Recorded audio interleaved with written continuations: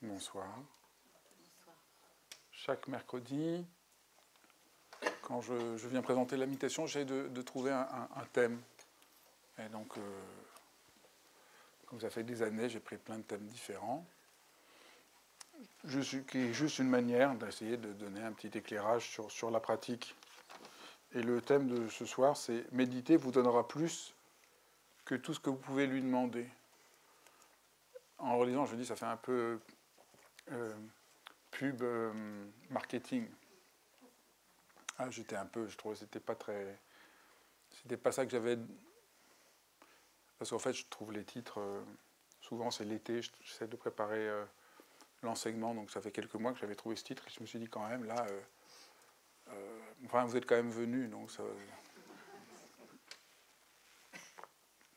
En fait, l'idée que j'avais était toute simple, c'était on veut méditer pour être plus calme, on veut méditer pour être plus efficace, on veut méditer pour être zen. En fait, c'est dommage parce que la méditation, c'est beaucoup plus que ça. Au fond, c'était tout bête. C'était juste ça que je voulais essayer de dire. C'est tout simple. C'est tout simple, mais le point important, c'est la méditation vous donnera plus que ce que vous voulez, parce que ce que vous voulez, c'est avant la pratique.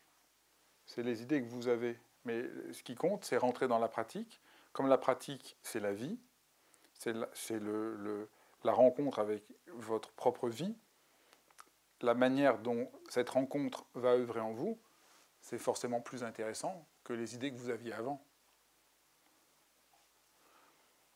Vous avez des idées parce que vous allez rencontrer quelqu'un, mais au fond, le plus intéressant, c'est ce qui va se passer dans la rencontre avec cette personne que vous n'aviez pas pensé. Si ça répond exactement à ce que vous aviez prévu, c'est assez ennuyeux, non?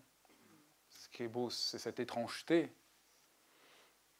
de rencontrer l'autre.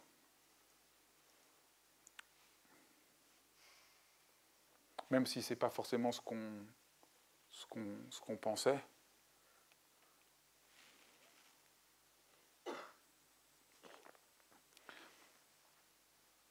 Moi, quand j'avais 17 ans, un de mes camarades de classe me dit j'avais envie de rencontrer Lévi-Strauss, Claude Lévi-Strauss. Donc j'étais l'attendre dans son immeuble pour lui demander s'il voulait bien nous rencontrer. Il est descendu et on a rendez-vous, est-ce que tu veux venir? Parce qu'il était un peu embarrassé, il se dit mais qu'est-ce qu'on va lui raconter maintenant? Donc on y est allé. Et j'ai rien à dire c'était. Et je me souviens, mais très intensément, la présence de Claude Lévi-Strauss, qui était tout à fait malicieuse et qui nous disait c'est absurde de vouloir rencontrer les gens qu'on admire. Moi, je voulais absolument rencontrer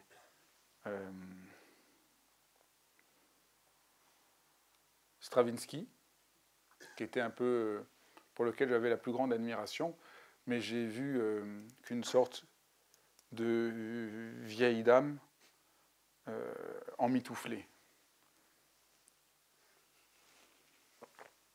Oui, c'est pas. Mais toutes les idées que je pouvais avoir sur Claude Lévi-Strauss, c'est moins intéressant que cette rencontre-là. C'est pas la chose même, mais c'est vivant, c'est réel. Vous voyez? Et chaque fois que là je relis un texte de Claude Lévi-Strauss, et donc du coup je le vois devant moi avec ce côté tellement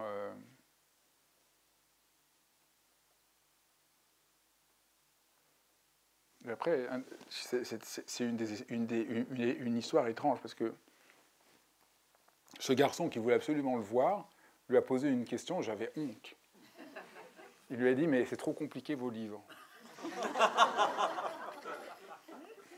Pourquoi vous écrivez, c'est si compliqué? Ah, il ne s'est pas laissé démonter, Claude Lévi-Strauss. Il lui a répondu, en fait, c'est pas compliqué du tout ce que j'écris, parce que c'est juste, si vous parlez à un menuisier, le nom des outils et tout ça, il y a aussi un langage spécifique. Et vous parlez avec un électricien, il aura aussi un langage spécifique. C'est juste qu'on essaye d'être un peu précis, mais ce n'est pas du tout difficile.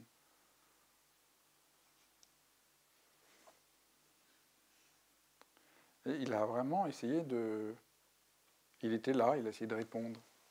Et bien, la méditation, c'est comme rencontrer Claude Lévi-Strauss. C'était ça la leçon de ce que je voulais dire. On peut avoir des idées. Vous voyez, ce que je vous raconte est assez ordinaire, mais c'est merveilleux. Et la méditation, c'est ça. C'est très ordinaire, mais c'est merveilleux. Et là, je veux arriver au point très important. C'est très important pour vous qui venez pour la première fois, mais c'est aussi très important pour tous les membres de l'école. Car même quand les gens pratiquent pendant longtemps, ce n'est pas seulement ceux qui commencent, très vite, les choses deviennent un peu floues.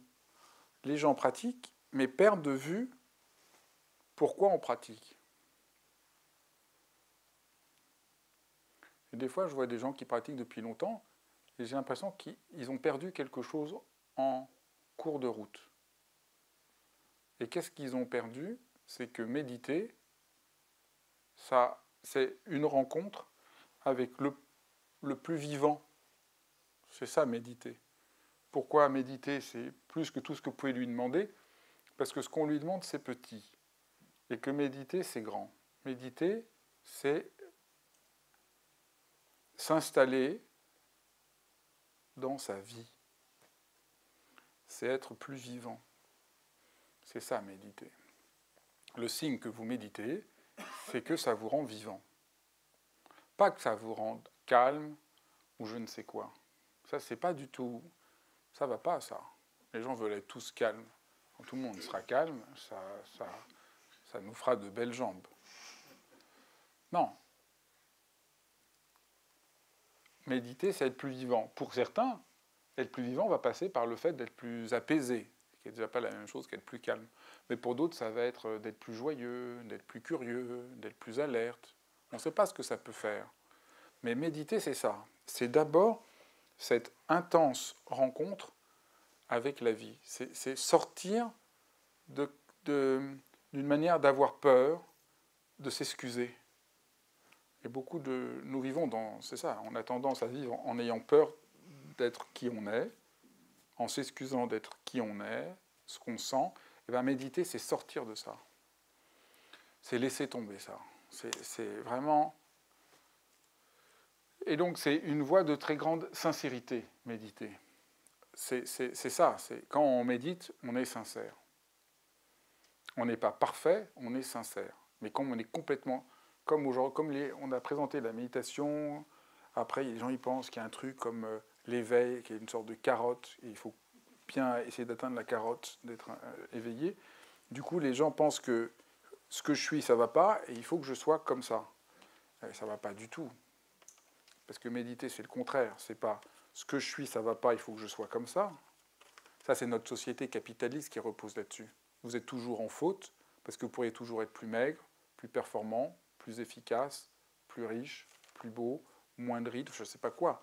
Tandis que alors maintenant, la méditation, évidemment, c'est plus qu'un élément du capitalisme. Mais ce n'est pas ça, le sens de la méditation. C'est profondément réhabiter sa propre vie. Et donc, c'est pas ce que je suis là, c'est nul, il faut que je sois là-bas. C'est comment je peux revenir là où je suis, ici, là. Parce qu'il n'y a que ça. Nous n'avons pour nous que notre propre vie. Donc, est-ce qu'on peut revenir là, se poser là? C'est ça la méditation, vous voyez? Et donc c'est très sincère. C'est sincère parce que quand on s'engage dans la méditation, on ne cherche pas à prétendre être autre chose qu'on est. Et donc, en tout cas, ma compréhension de la pratique, qui va un peu à l'encontre de l'idée habituelle, parce que, encore une fois, l'idée habituelle, c'est « Ah, si j'étais pas inquiet, peureux, impatient, triste, jaloux, ou je ne sais quoi, enfin, je serais quelqu'un de bien. Et grâce à la méditation, je vais défaire ce que je n'aime pas de moi pour être enfin moi en bien. » Non, méditer, c'est rencontrer la personne qu'on est pour de bon. Et donc, on est sincère. On n'est pas parfait, on est des êtres humains. C'est ça. C'est pour ça que j'avais fait cette série d'été à France Culture l'été dernier, 3 minutes de philosophie pour redevenir humain. Il faut 3 minutes pour devenir humain, pas besoin de 4. Mais en fait, il faut même que 1 minute. Il faut juste arrêter de vouloir être parfait. Arrêter de s'en vouloir d'être ce qu'on est. C'est juste faire la paix avec ça. Ça, c'est sincère.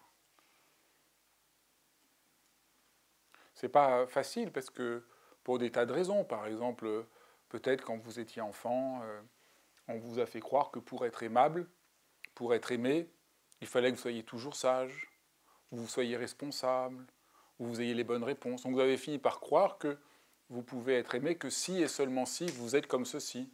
Donc vous avez complètement cru ça. Donc méditer, c'est une bonne chose pour vous défaire de ces fausses croyances, les défaire et revenir enfin à la maison. Au fond, méditer, c'est découvrir qu'on est digne d'être aimé parce qu'on est ce qu'on est. Et pas parce qu'on est parfait ou ceci ou cela. Donc c'est vraiment un acte, méditer, c'est sincère, c'est vrai, c'est bon. Et c'est ça le signe que quelqu'un pratique. Il est un peu plus en paix avec qui il est. Il a un peu moins à s'excuser d'être ce qu'il est.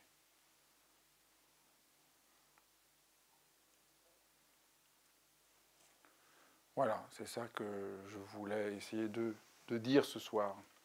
Parce que je pensais que c'était important de revenir un peu à ce point central de ce qu'est le sens de la pratique. Pourquoi on pratique? Si vous avez des questions, vous êtes bienvenus.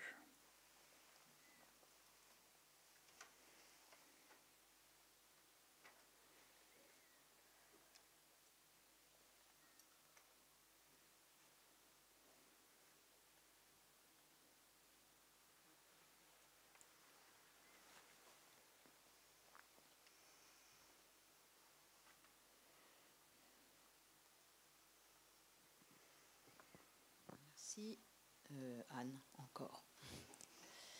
Être qui on est n'empêche pas de vouloir essayer de progresser. Oui. Voilà, parce que on peut chercher à être plus tolérant, à être moins dans le jugement, Oui. à être... est-ce que ça fait partie quand même de ce que peut apporter la méditation? De progresser sans se renier. Mais il y a toujours une marge, on peut toujours faire mieux. C'est une très bonne question.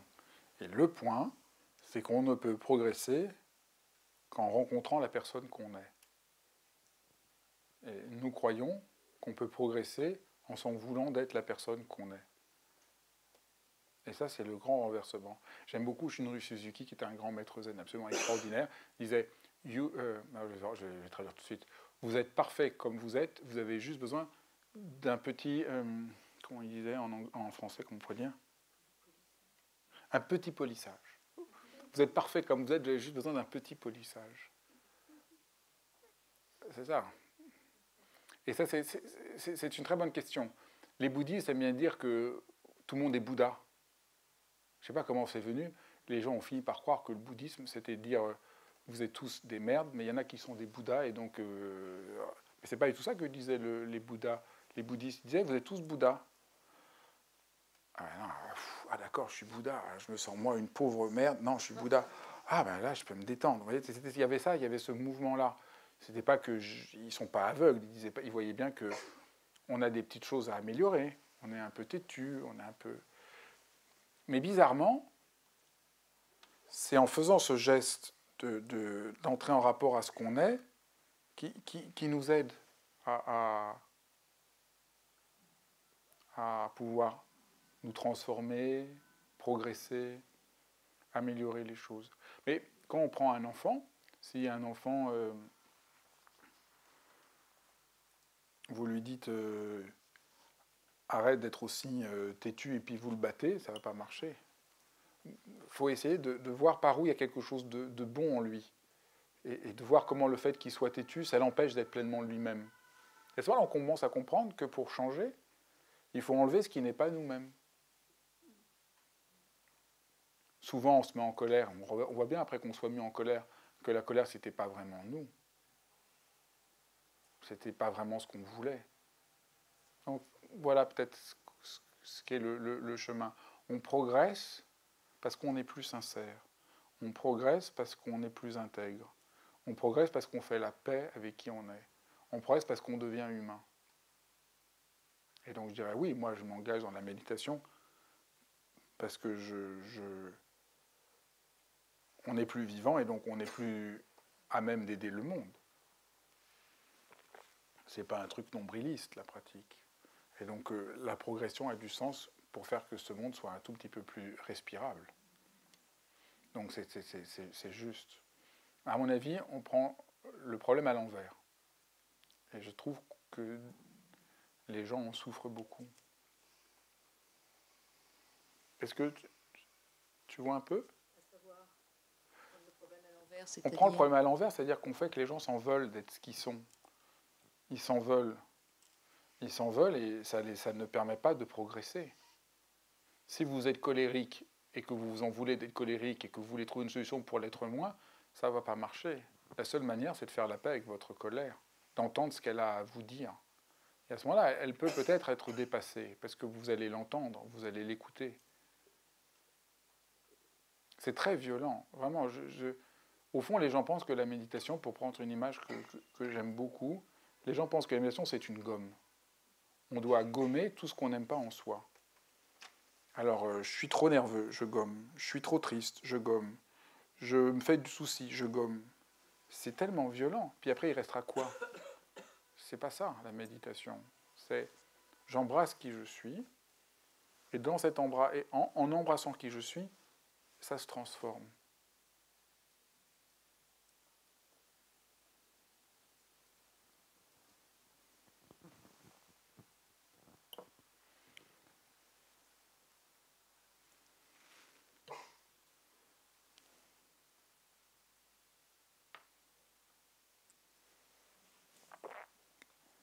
Bonsoir, Sophie. Moi, je pratique maintenant depuis que je vous ai rencontré, en fait, au travers de vos livres, au travers de conférences, etc. Je comprends tout à fait bien ce que vous exprimez là, parce que c'est vraiment, maintenant, au bout de 2 ans à peu près, c'est vraiment mon ressenti au moment de la méditation. Par contre, ça ne se juxtapose pas, enfin j'en ai en tout cas l'impression, peut-être que si, mais dans ma vie, dans mon quotidien, même si la méditation fait partie de mon quotidien, mais c'est vraiment mon ressenti au moment de la méditation de me rencontrer, vraiment, j'ai envie de faire le geste, mais de m'ouvrir, mais vraiment aux autres, mais aussi à moi, en fait. Et je suis convaincue, bien évidemment, que pour s'ouvrir aux autres, il faut être bienveillant avec soi déjà. Mais par contre, que je le ressente dans mon quotidien, notamment sur le jugement, sur la façon dont, pas on aimerait être, hein, mais dont certaines choses ont de l'influence sur nous, sur moi en l'occurrence, je préférerais que ça n'en ait pas, ou beaucoup moins. Je n'arrive pas à mettre le bénéfice de mes temps très nombreux de méditation, que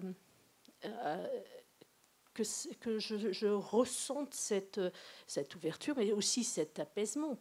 Pas forcément, je ne recherche pas que ça, mais ce que m'apporte la méditation dans mon quotidien.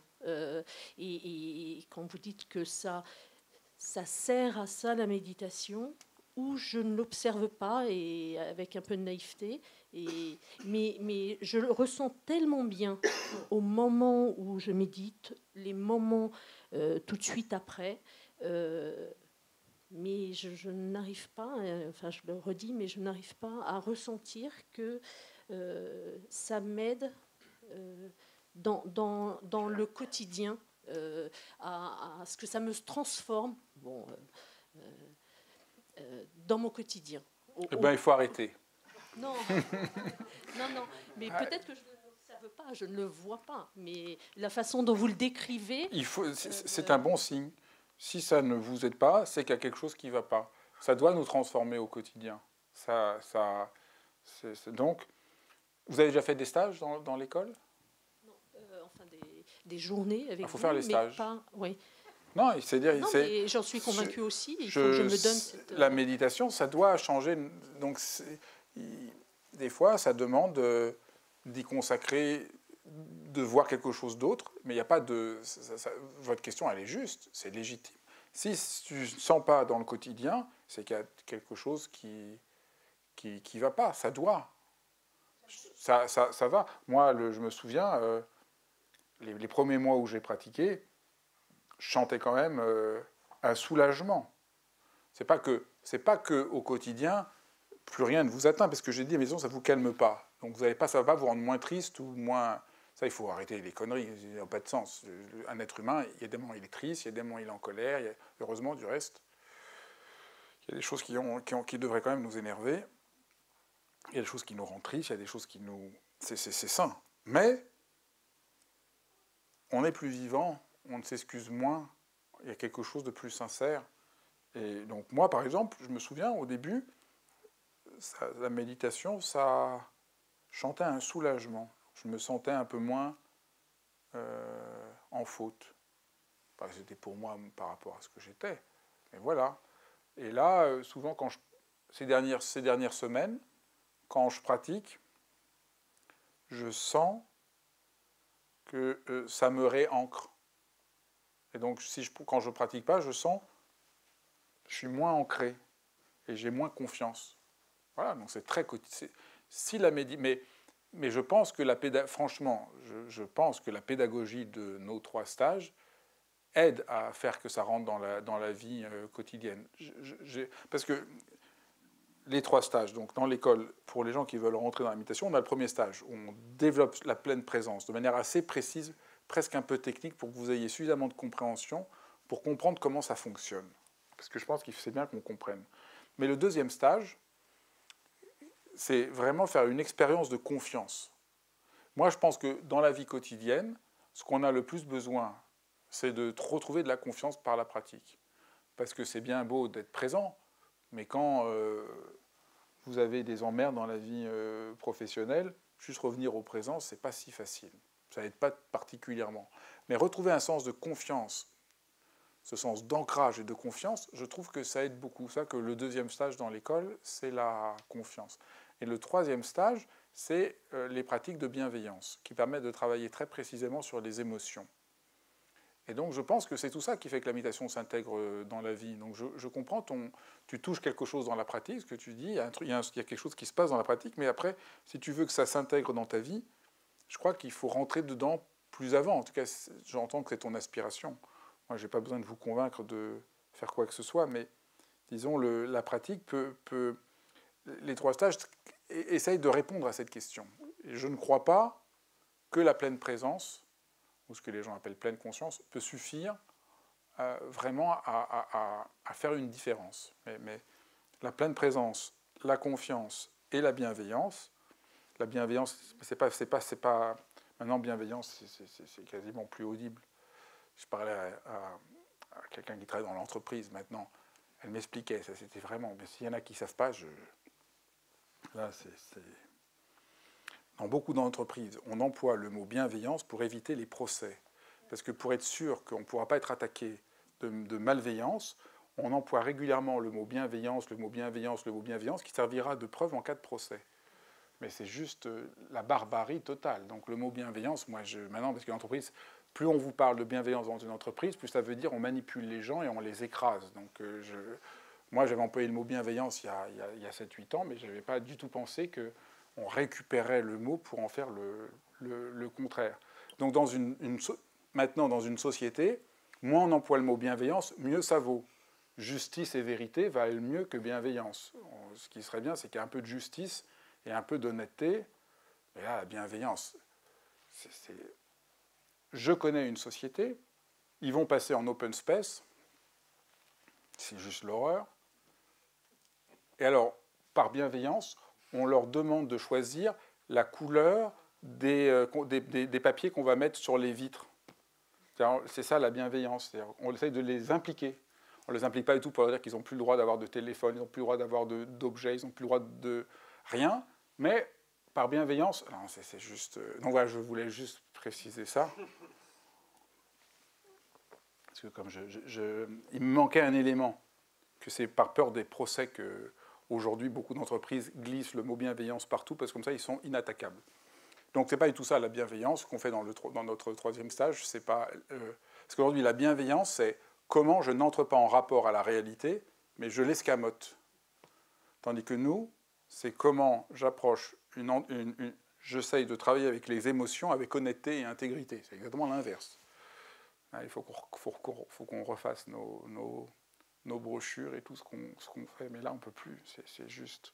Donc voilà, je pense que ça qui va faire que tu fais les 3 stages, et après, tu pourras témoigner que ça a changé ta vie. Sinon, il faudra changer les 3 stages et trouver autre chose. Et c'est très sérieux, ce que je dis. C'est-à-dire, la méditation, ce n'est pas figé. Peut-être il faut que je dise ça aussi à Anne. La méditation, ce n'est pas figé. C'est-à-dire que là, je dis la méditation, j'enseigne comme ça. Il y a 15 ans, j'enseignais différemment. Je disais un peu ce que tu disais. Mais et les enseignants pour lesquels j'ai le plus de respect, beaucoup d'anglo-saxons, pour lesquels j'ai beaucoup de respect, dont on parle souvent dans l'école. Je ne sais pas si jamais tu connais un peu Sharon Salzberg, Jacques Canfield, Tara Brach.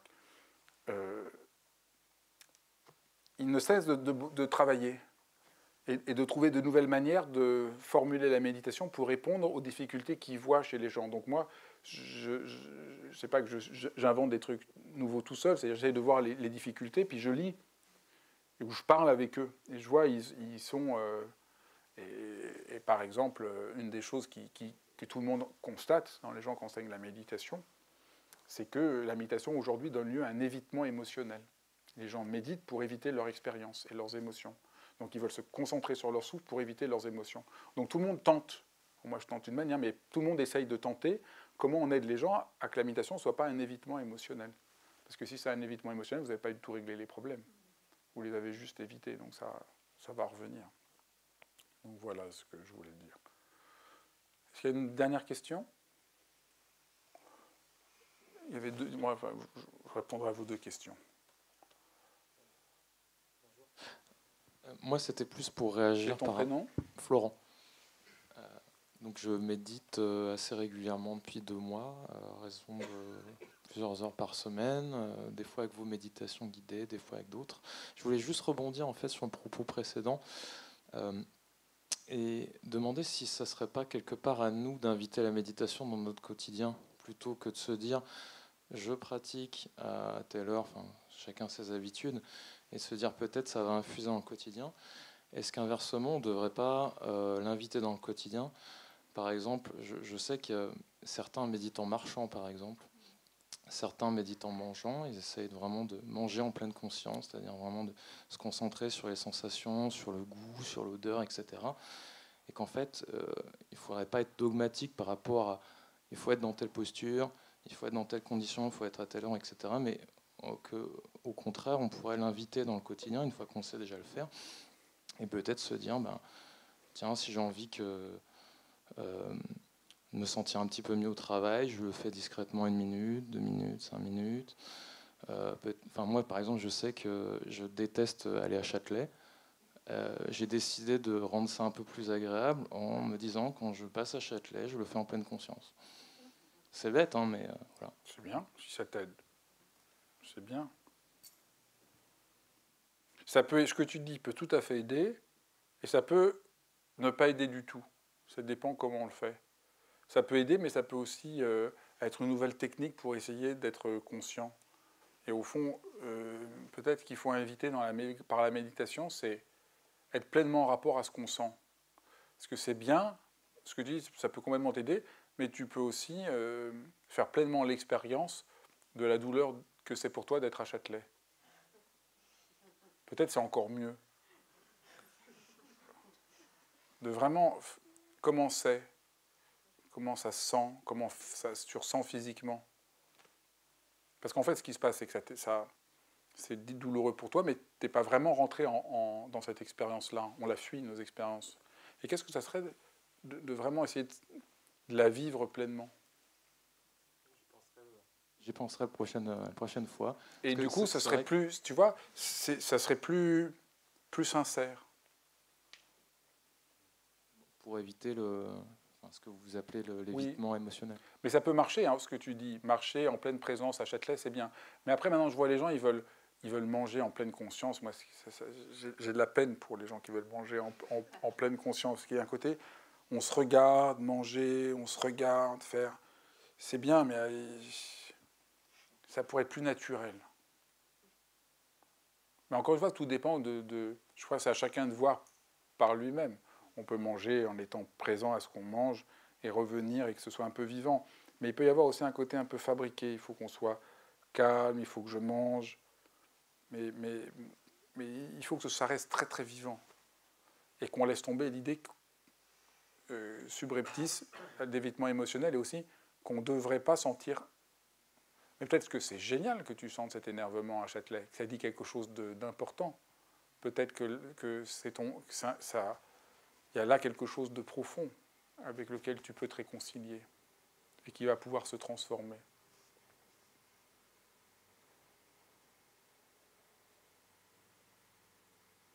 Tu avais une question. Bonsoir Fabrice, Philippe. Je voulais poser une question par rapport à l'expression « rencontrer qui l'on est ». Parce que, en fait, moi, dans mon expérience, je ressens le qui l'on est, non pas comme une espèce d'appréhension de sa propre identité, c'est-à-dire qui suis-je, etc., mais comme une rencontre finalement avec une forme d'altérité, c'est-à-dire le qui l'on est, en réalité, ça échappe à toute forme de représentation et de recherche identitaire et réductrice en termes de représentation. C'est une forme de rencontre avec l'altérité, c'est-à-dire à un moment donné, on rencontre l'autre. Et je trouve que ça, c'est très important. Ça me fait penser un peu à la phrase de l'Ancien Testament je suis celui qui est. C'est extraordinaire comme phrase. C'est-à-dire, je suis tout simplement celui qui est. J'existe. Je m'accueille dans mon existence. Point barre. C'est ça. C'est tout à fait ça. Être qui on est, c'est vraiment. Je peux pas mieux. Enfin, je vais pas répéter ce que tu as dit. C'est exactement ça. C'est tout à fait ça. Je parle pas mal de ça dans mon livre sur Narcisse. C'est un peu ça l'idée que j'avais. Mais ça, c'est tout à fait clair. Être soi, c'est pas être soi dans une identité et dans une sorte de connaissance totale de soi-même. C'est vraiment rencontrer l'étrangeté de la vie en soi. Ça va être soi, être vivant, c'est tout à fait clair. Dans la pratique, c'est pour ça que c'est tellement extraordinaire à pratiquer, parce qu'on est soi à neuf, complètement à neuf. Si c'était une identité, ça serait du réchauffé. Mais là, c'est complètement à neuf. C'est-à-dire, on est soit ouvert et étrange, et c'est extraordinaire. C'est pour ça que c'est tellement... ça, c'est tellement un soulagement. C'est tout à fait central. Voilà, je crois que c'est pas mal pour ce soir. J'avais une chose dont je voulais parler, qui s'adresse à tout le monde, mais encore plus aux membres de l'école, qui peut-être me regardent ou me regarderont. Je voulais parler du week-end que nous donnerons ici le 14 et 15 décembre et qui s'appelle « Qu'est-ce que le bouddhisme ? En quoi nous concerne-t-il aujourd'hui ?» Même si dans l'école occidentale de méditation, on présente la méditation de manière laïque, il nous arrive de parler du bouddhisme et d'essayer de comprendre cette origine de la pratique de la méditation, comme il nous arrive de parler de l'art, comme il nous arrive de parler de la philosophie occidentale. Mais nous aurons là un week-end qui sera particulièrement, dont je suis particulièrement heureux qu'il ait lieu, qu'il sera enseigné par Yves Dalaval et Alexis Lavis. Alexis Lavis qui maintenant vit en Chine, qui est un membre de l'école, mais qui est maintenant professeur à l'université de Pékin, mais qui sera là en France et qui est un des grands penseur de la tradition bouddhiste et qui est lui-même philosophe. Et alors, si je dis ça, ça va faire peur à tout le monde, dire « Ouh là là, ça va être très compliqué », mais pas du tout, en fait. L'intelligence de lecture des textes bouddhiques fait que c'est extrêmement vivant et surtout pas dogmatique, et surtout pas une forme de catéchisme. Et le thème, c'est « Qu'est-ce que le bouddhisme peut nous apprendre sur nous-mêmes et sur le monde dans lequel nous vivons ?» Comment l'étudier sans en faire un enseignement théorique ou exotique, mais un véritable chemin qui touche notre propre existence. Et il y a 3 questions qui vont être traitées. Comment la vision du chemin et de la transmission propre au bouddhisme peut faire encore sens aujourd'hui? Et puis, comment l'extraordinaire description de l'esprit, qu'on trouve dans les enseignements bouddhistes, peut éclairer de façon très concrète notre existence. Et vous savez peut-être que, disons, le point un peu génial du bouddhisme, c'est une description phénoménologique de l'esprit humain extraordinairement précise, et je sais que ça va être abordé. Et puis, en quoi la rencontre du bouddhisme et de l'Occident peut ouvrir de nouvelles perspectives pour notre temps. Vous voyez, ça fait longtemps qu'on réfléchissait à faire un week-end sur le bouddhisme dans l'école. Ça fait assez longtemps qu'on n'en avait pas fait. Et je trouve que c'est important. D'abord, c'est important qu'on comprenne d'où vient la méditation, même si aujourd'hui, elle s'est complètement laïcisée, mais c'est toujours intéressant de voir ce qu'elle doit à la tradition bouddhiste. Mais aussi, je pense qu'il y a beaucoup d'autres choses dans la tradition bouddhiste qui pourraient nous éclairer.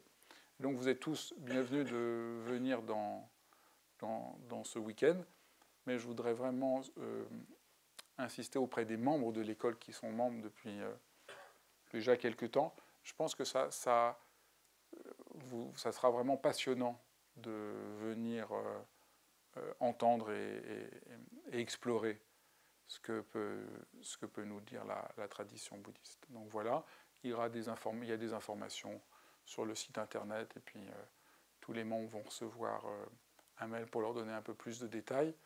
Et je voulais vraiment insister sur ce week-end qui me tient très à cœur. Voilà, merci beaucoup de votre attention et à bientôt.